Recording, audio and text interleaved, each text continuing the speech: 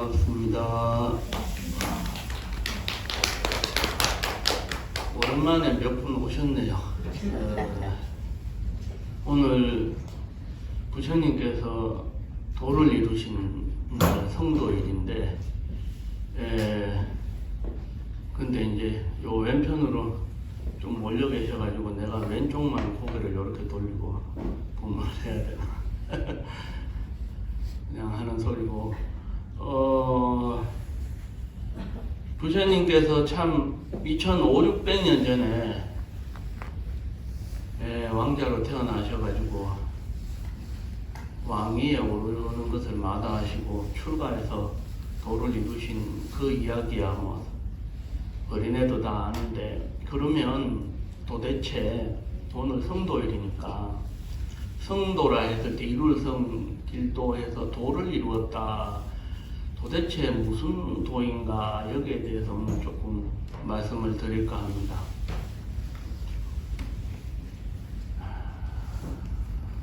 (2500~600년의) 이 장구한 세월 동안 전 세계에 불상이 수없이 만들어지고 수많은 사람들이 경전을 쓰고 읽고, 그죠? 이 다른 종교에서는 뭐 절대적인 신을 이야기하지만 우리 불교에서는 부처님 스스로 당신을 절대 신격화하지 않으셨고 스스로 한 인간이라고 말씀하셨는데, 보통의 한 인간으로서 좀 이렇게 위대한 어떤 인류의 유산을 남겨준다라는 것이 상상할 수 없는 참 큰 일입니다.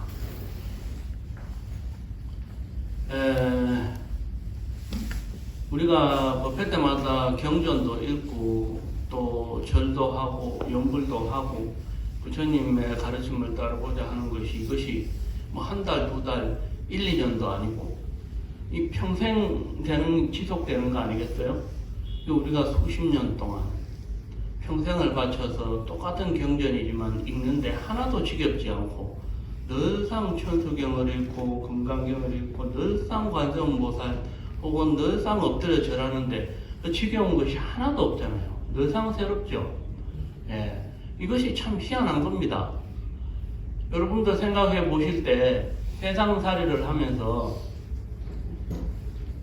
남편들 출근하거나 뭐 혹은 또 사업하러 나가거나 할 때 고달퍼 보이는 모습 늘 있었잖아요. 근데 절에 와서는 똑같이 절하고 똑같이 연불 하는데 늘상 새롭거든요. 도라는 것이 그런 겁니다. 이 세상의 것과는 차원이 아주 다른 거죠.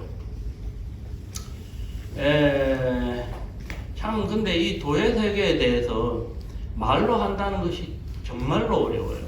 말로 표현한다는 게. 그래서 그 화엄경을 요약한 의상조사의 그 법성계에 보면 이런 말씀이 나옵니다.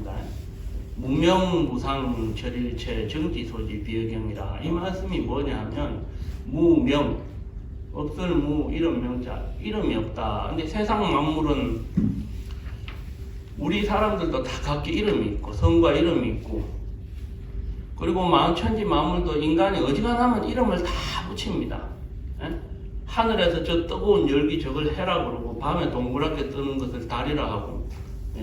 근데 무명무상 절일체라 해서 이름도 없고 무상 이미지도 없고 형상이 없다 이거죠. 이름도 없고 모양도 없고 무명무상 절일체, 일체, 이 세상 모든 것이 끊어졌다. 무명무상 절일체.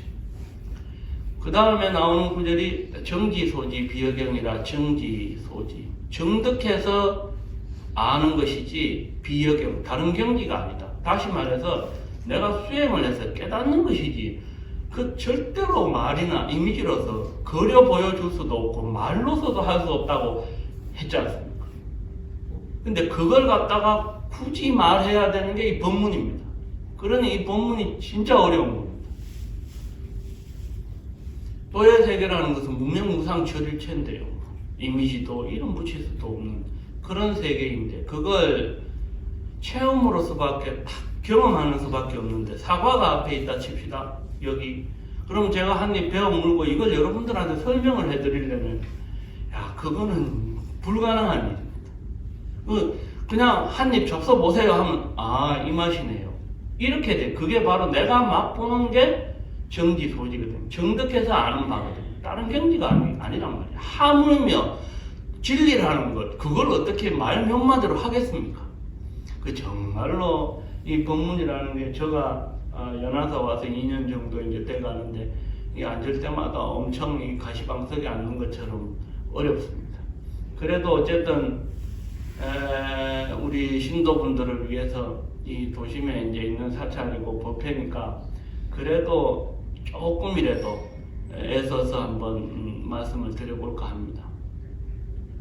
이제 어떤 식으로 풀어갈까 생각을 해봤는데, 우리 그 부처님과 중생을 그 간단하게 구별하는 그 말씀을 법문을 어느 사찰에서든 가서 들어보면 깨달으면 부처요, 깨닫지 못하면 중생이라 이 말씀은 귀에 못이 박이도록 들어보셨을 겁니다. 깨달으면 부처요, 깨닫지 못하면 중생이다. 그런데 뭘 그러면 성도 했을 때 도가 무엇이냐 하듯이 그럼 뭘 깨닫느냐? 그 역시 방금 말씀드렸듯이 체험하는 수밖에 없는데 그걸 굳이 지금 말해야 된다 이 말씀이죠. 그래서 오늘 어떤 비유를 들어드릴까 하니 부처는 중생은 뭡니까? 생각이 너무 많아요. 이 생각이 진짜 끝도 없습니다.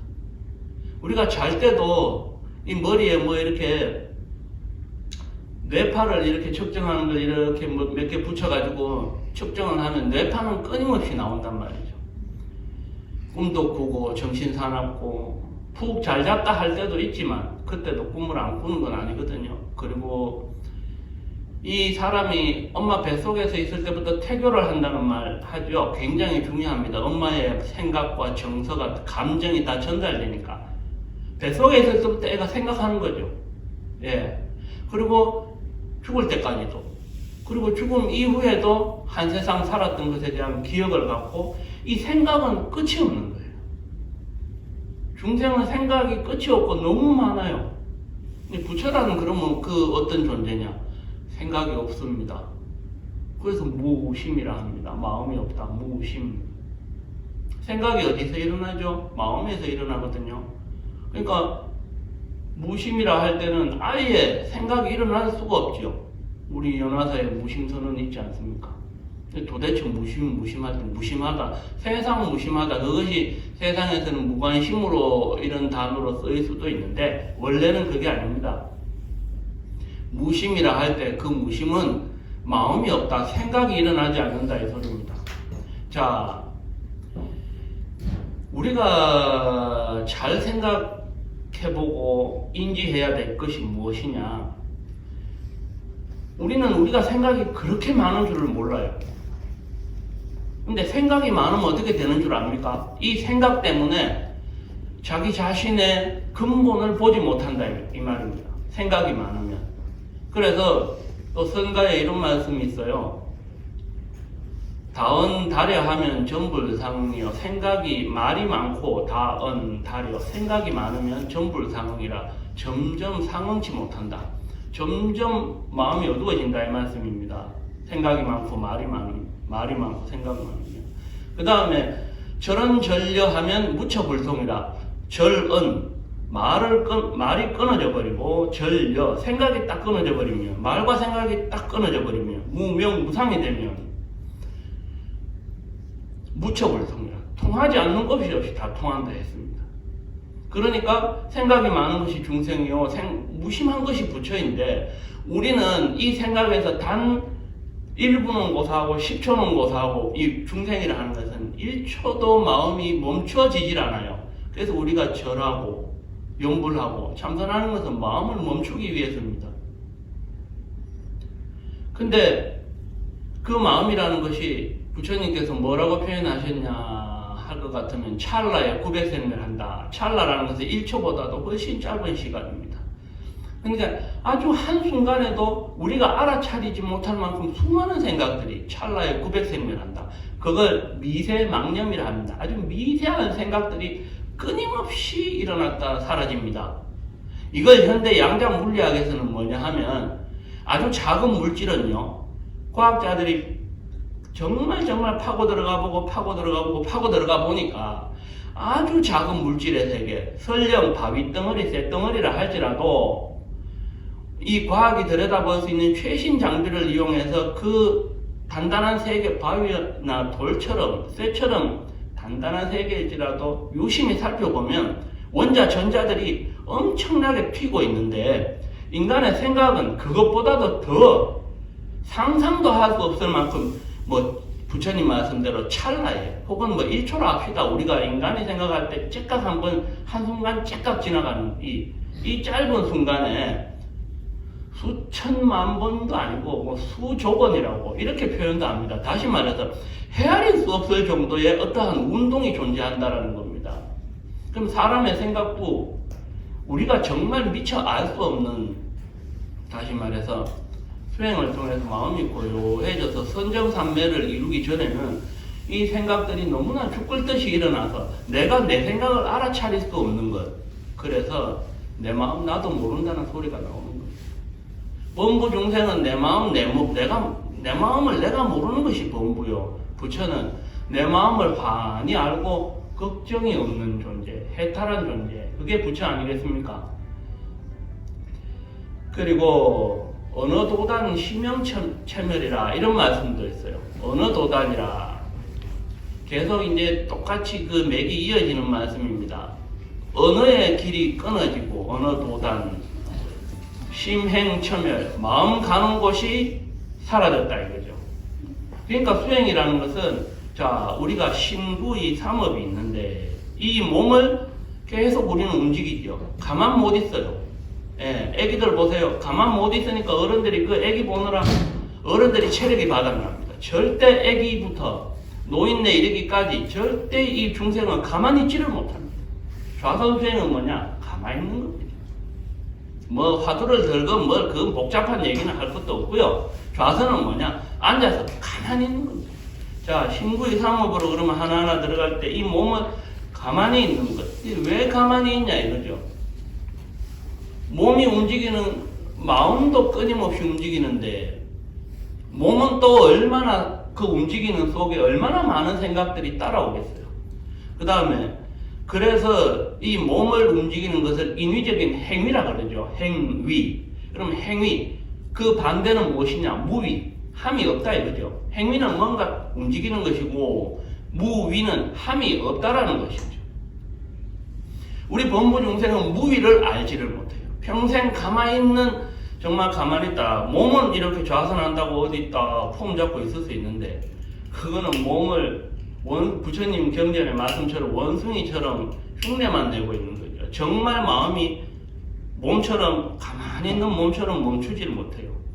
항상 인위적인 그 활동 속에 우리가 산란함 속에 있다 이 말입니다. 그 반대는 무위, 행위가 없다. 그 다음에 구, 입, 구자. 이건 이제 앞에 쭉 말씀드린 것처럼 말의 반대는 무언이죠. 없을 무자, 말씀 문자, 무언 혹은 무건. 예. 우리가 무건을 압니까? 무건 몰라요. 우리 애기들을 낳았을 때 말이죠. 엄마들이 계속 말해줘야 됩니다. 그래야 얘가 말이 빨리 터져요. 애기가 뭐 이제 뭐 말을 하나 이러고 말 안 시키면 얘가 언어 발달이 안 돼요. 잘. 예. 말을 자꾸 시켜주면 어느 날 엄마 아빠 이렇게 말하기 시작하면서 그거 다 듣고 있거든요. 아까 말씀드렸다시피 뱃속에 있을 때부터 듣고 생각하기 때문에. 그런데 범부중생은 그러니까 끊임없이 움직이고 설치고 말하고 생각하는 존재인데, 자, 그래서 우리는 무위를 모르고 행위 없음을 모르고 무언, 무건을 모른다 이 말이죠. 입술은 탁 닫고 말은 안 하고 있는데 그러면 가슴이 답답하죠. 예, 수행이 없으면 그럴 수밖에 없습니다. 그 다음에 의, 뜻의자, 신구의 삼업 중에 그 생각은 끊임없이 찰나에 구별세멸하는데 그 반대는 아까 무심이라고 말씀드렸어요. 우리는 행위하지 않는 무위, 말이 없는 무언, 무건, 그 다음에 무심. 이걸 평생을 살면서 경험을 못 해본다 이거죠. 근데 부처님께서는 보세요.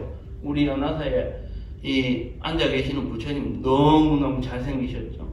항상 아무 말씀 없이 내가 소원을 들어주겠노라 이런 약속도 없으셔요. 그냥 딱 아무 말씀 없이 아무 움직임 없이 이게 깨달음을 보여주는 겁니다. 상징해 주는 겁니다. 우리한테.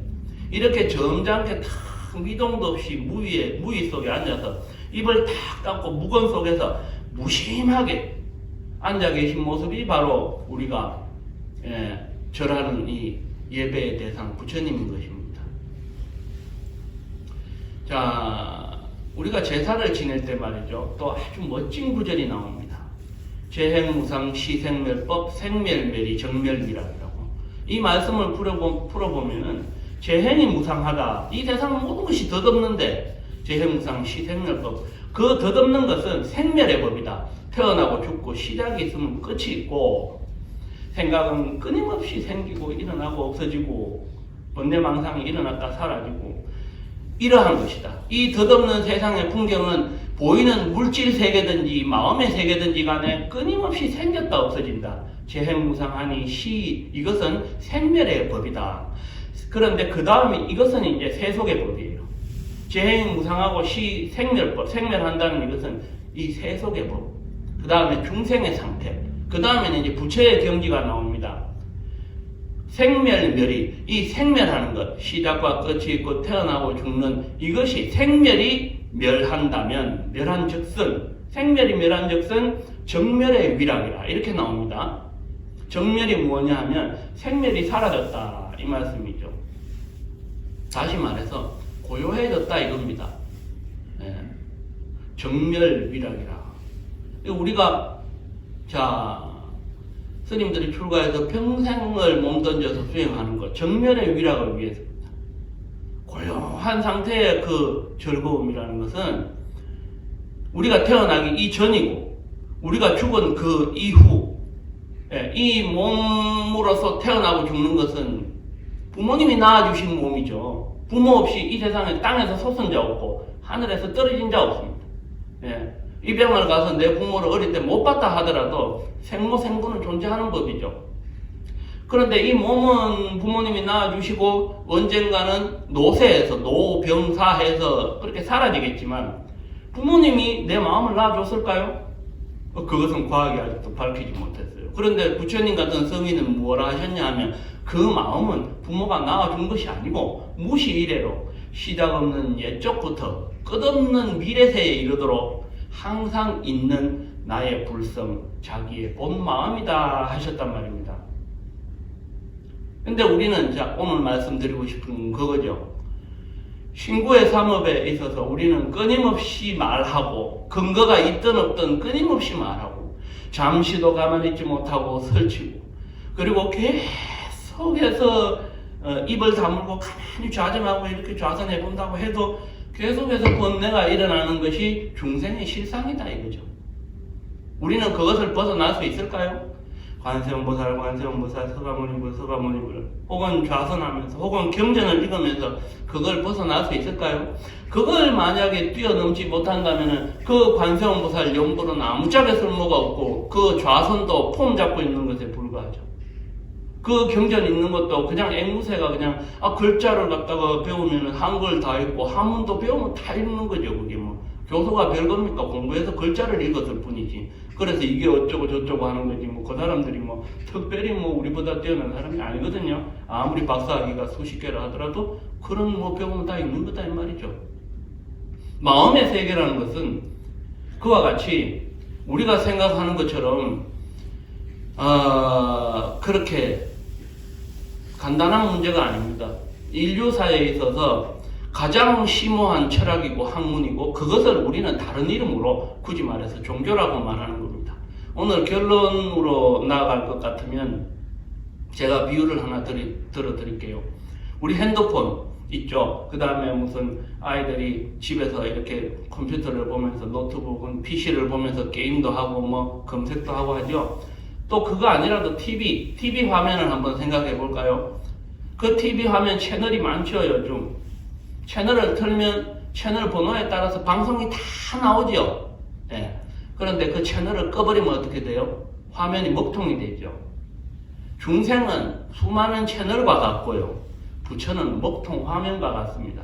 설명을 조금만 더 드리면 화면을 어떤 화면을 키면 뭐 스포츠 채널, 골프 채널, 드라마 채널, 뉴스 채널 막 그러니까 이 세상 만사가 채널을 트는 족족 나오는데 그 채널 하나하나가 다 우리 각각의 개인이에요. 각각의 개인사. 나는 몇 년, 몇 월, 며칠에 태어났었고 그게 사주고 년, 월, 일, 시가 사주 아니겠어요? 이 사주에 따라 팔자가 벌어지고 나는 이렇게 살아오고 있고 나는 내 인생은 이렇게 고달프고 뭐 이런 거. 그것이 그 화면에 나타나는 모습들이라 이거죠. 각각 개인의. 그런데 그것이 한 개인의 삶에서부터 해서 한 나라, 그 다음에 100년, 200년, 1000년, 2000년, 수천 년의 역사에 이르기까지 화면에 나타나는 모습입니다. 그런데 그 화면이 딱 꺼졌을 때는 아무것도 존재하지 않습니다. 우리가 화면이라고 화면 위에 수많은 모습들이 나오지만 결국에는 그 화면이 꺼졌을 때는 아무것도 존재하지 않는데 우리는 아무것도 없는데 거기에서 내가 언제 태어나서 이렇게 살고 있노라고 착각한다는 것이 바로 무심에 도달하지 못하고 무위에 도달하지 못하고 무언에 도달하지 못한 저런 전려하지 못한 착각이라는 거죠. 그 화면의 모든 것은. 그래서 그걸 인생이 말짱 꿈이라는 거죠. 일장춘몽이라는 말씀입니다. 그 화면에 속아버리는 거예요. 나는 언제 태어났고 남자고 여자고 이렇게 살고 있고 나는 한이 많고 나는 하고 싶은 거 어지간히 해봤다. 하고 싶은 거 어지간히 하고 소원 어지간히 다 한 사람들 표정 보면요. 근데 뭔가 속 시원한 표정이 아니에요. 그 사람들도 뭔가 답답해요. 금수저로 태어났던 흙수저로 태어났던 표정은 다 답답해요. 이 세상에 원 없이 한 없이 산 사람 아무도 없는데 우리가 그런 답답한 마음으로 볼 때는 돈과 권력을 타고난 그런 금수저 집안의 사람들을 보면 저 사람들은 전생에 나라를 구했나 요새 흔히 하는 말로 그러면서 어쩌면 저렇게 나와서 호화롭게 잘 사나 하지만 그 사람들 결코 행복하지 않습니다. 가슴이 답답한 건 똑같습니다. 왜냐? 그 사람들 중생이거든요. 아무리 부와 권력이 있어도 똑같은 중생입니다. 몸도 가만히 있지 못하고 입은 끝없이 떠들고 생각도 전혀 통제가 안 되는 우리 똑같은 중생입니다. 정말로 정멸의 위락이라고 하는 것, 행복이라고 하는 것, 극락이라고 하는 것은 무엇이냐? 잠시 한순간이라도 마음이 고요해져서 신구의 삼업을 다 얘기할 것도 없이 마음이 고요해진 그 상태에 들어가는 것. 다시 말해서 화면을 잠시라도 딱 꺼버리면 어떻게 되죠? 나는 남자도 아니요 여자도 아니요 나는 언제 태어난 아무것도 아니에요. 나는 아무것도 아닐 때 잠시 화면이 딱 꺼졌을 때 그것을 이름해서 견성이라 합니다. 견성에 대해서 이렇고 저렇고 말이 많은데 자신의 본성을 잠깐이라도 화면이 잠깐이라도 먹통이 돼서 탁 꺼져버렸을 때 그때를 관세음보살 혹은 절을 무수히 하다가 혹은 경전을 보다가 어느 한 찰나에 혹은 좌선하다가 문득 딱딱하고 깨달아지는 그 순간이 바로 화면이 잠깐 완전히 싹 꺼져버려서 새까매져 버리는 거. 그때가 시공을 초월한다. 시간이 느껴지지 않고 공간도 전혀 느껴지지 않고 내 몸도 마음조차도 느껴지지 않는 저런 전려의 무위의 세계. 그 세계에 딱 들어갔을 때는 그러면 이게 오해의 소지가 있어요. 아무것도 없이 화면이 딱 꺼졌다고 해서 정말 아무것도 없으면 아무것도 없다고 말할 그 존재도 없어야 되는데 아무것도 없을 때 소소영영하게 자신의 본성과 불성짜리 하나는 딱 있는데 이 존재가 화면이 딱 꺼졌을 때 자기가 보고자 하는 것을 눈을 한번 깜빡거리면 다 보입니다. 시간과 공간을 초월해서. 그래서 부처님께서는 시공간을 초월해서 모든 중생과 인류의 역사를 한눈에 깨뚫고 84,000법문으로 그 모든 인간의 어떤 장구한 어떤 그런 역사를 다 마음의 세계나 보여지는 세계에 대해서 설하지 않은 것이 없으시다 이거죠. 미래세에 대해서 미륵에 부처님이 출연하시는 거라 중생들이 과거세에 어떻게 살았던 것이냐 이렇게 말이죠. 그러니 견성이라는 것이 어려운 것이 아닙니다. 오늘도 절하시고 염불 하셨죠.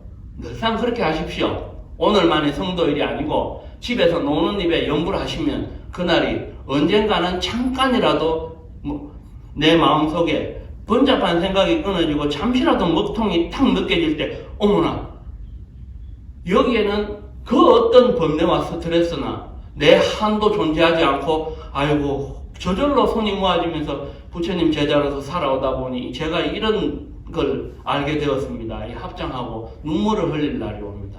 아주 한 찰나간일지라도 우리는 그 순간을 위해서 수행을 해야 되는 겁니다. 오늘 보면 여기까지 하겠습니다.